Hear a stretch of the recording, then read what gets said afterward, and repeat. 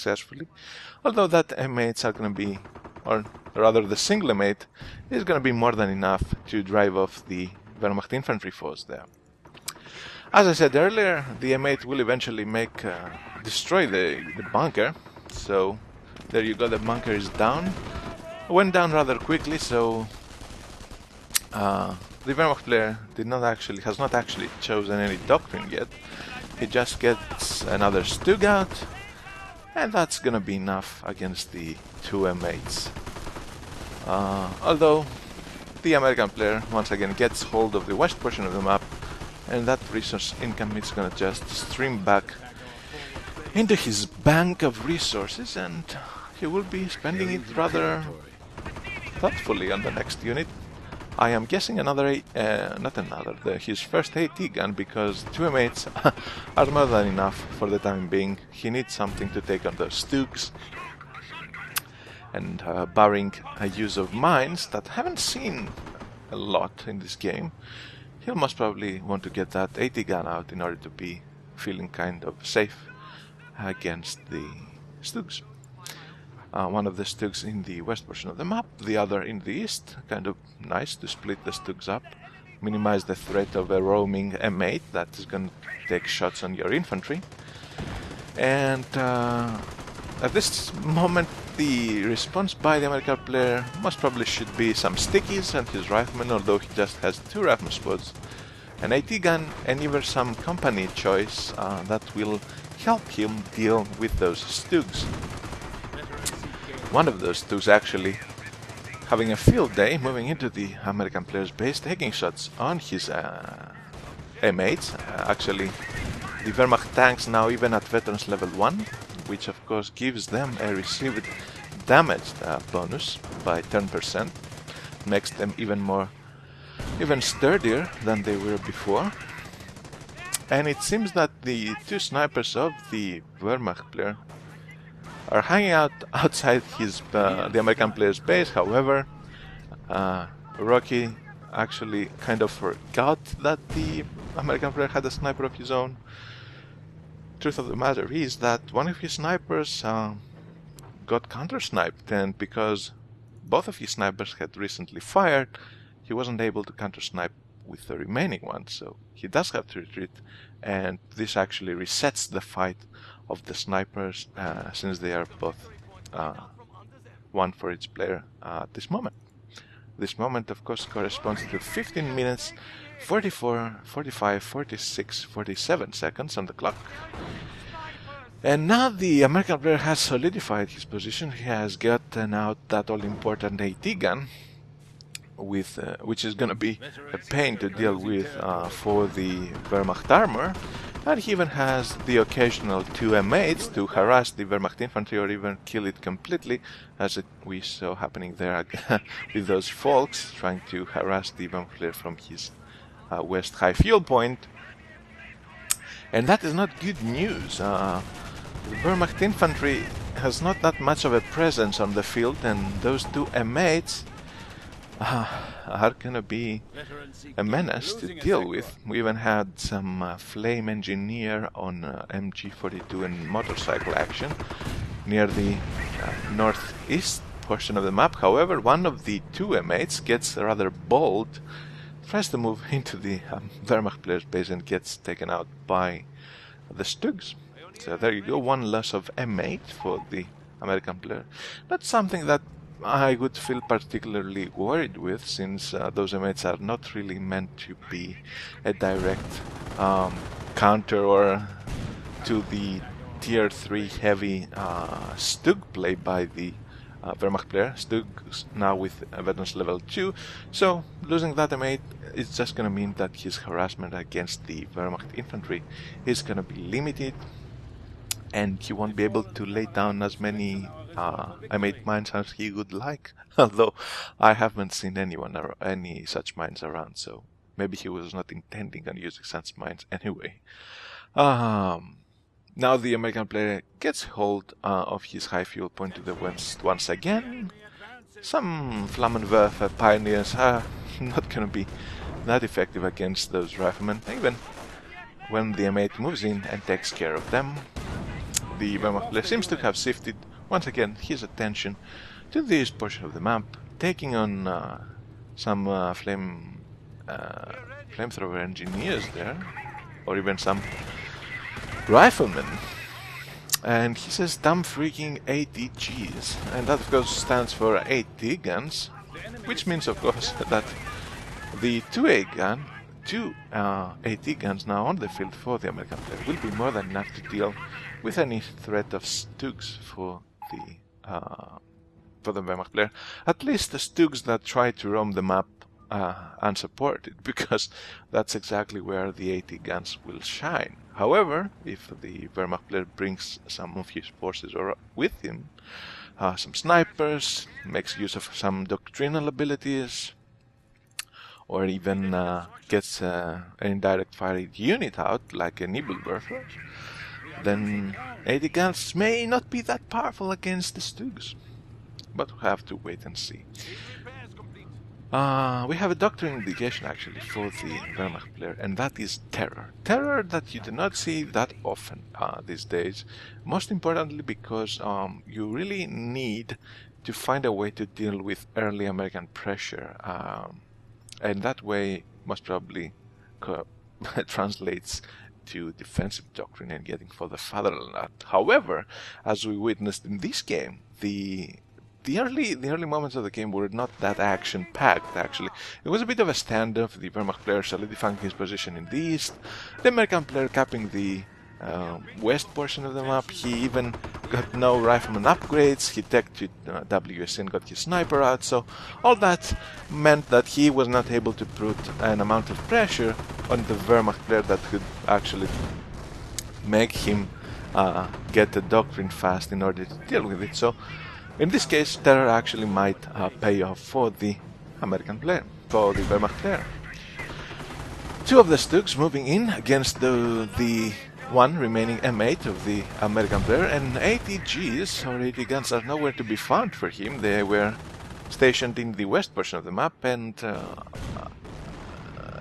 M8 needs to get lucky rather soon, otherwise it will die.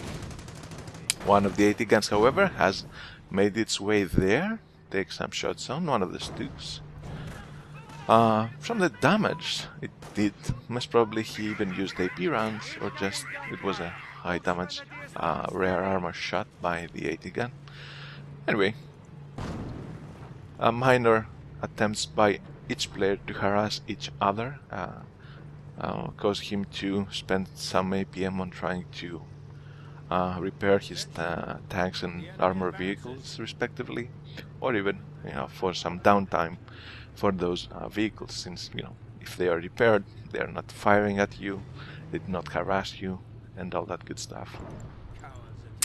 Being at the 21 minute 8 second 9:10, I would say that this game actually will kind of devolve into a late game slugfest, since veterancy has started to kick in for the Wehrmacht player, both on his tanks as well as his support units. The American player has gotten a sufficient amount of units out to respond to that armored threat by the American player. He even has 3 AT guns on the field now, and even a squad of airborne. So that of course means that his company is rather evident. It's airborne, of course. Those airborne squads, if upgraded with the recoilless rifle, can be devastating against Stugs. And we even have the first indirect fire weapon out for the Wehrmacht player, and that's of course a NosliwReborn. NosliwReborn blind firing towards the north, not really doing much. Minor harassment attempt by the Wehrmacht player in the east with some pioneers. It's not gonna pay off at all. Bike or other motorcycle still scouting the northwest portion of the map near the American player's base. And we have both the AT guns of the American player there retreating, since there was a squad of folks attempting to move against them, and the American player, the Wehrmacht player, actually lost a sniper. Did he lose a sniper to the American sniper or something like that? In any case, the American player now has 2 snipers on the field, 3 AT guns, a squad of airborne. Those Stugs are really gonna have a tough day trying to kill the Wehrmacht, the American AT force. However, one of the American snipers does go down, 2 MP44 equipped folks, so that was a win for the Wehrmacht player. Although you could say that at this moment of the game, having 2 snipers as the American player did not really seem that much of important. The Wehrmacht player really does not have that much of infantry units in the field. He doesn't even have veterancy on them, or just, you know, level 1 veterancy, which actually is nothing. He doesn't have tier 2, which means no grenadiers and all that good stuff. He actually gets veterans level 3 for his tanks, so heavy armor play by the Wehrmacht player. But still, you know, airborne with a coilless rifle, 3 AT guns, you can't break that line with just Stugs. You need something else. And will a single Nebelwerfer be enough to take on those AT guns? I'm not so certain. I'm not so certain at all. American player even replenishing the loss of his sniper, which is kind of weird, since once again I am thinking, why would you need 2 snipers on the field? Come on. There's not much, that much of an infantry presence by the Wehrmacht player, but it's not me playing. I'm probably far worse than Nosliw at this game, so I won't question him any longer. Rifleman and airborne moving to the west, taking a Stug there. Stug really having no choice against the airborne. Stugs not renowned for their ability to take on infantry that good, especially infantry with as much health as those airborne. In any case, those airborne are getting actually steamrolled by some Flammenwerfer pioneers and MB44 equipped folks, so there you go, you have to retreat there. However, oh no, the AT gun of the American player turns around in fear of going down to the advancing folks and does not take that shot on this Stug that would have actually destroyed the Stug. That was unfortunate. At this moment we have a Puma for the Wehrmacht player, and that's kind of weird. Why would you get a Puma? Well, considering that the American doesn't have that much of an infantry on the field, I'm guessing that Puma is going to be used to flank AT guns, or just take on the airborne and you know, have that extra punch against the that infantry of the American player. So maybe hunt down some snipers as well. Who knows? You know, propaganda war on a sniper position and hunt down with the Puma, just kill the sniper, profit or something like that.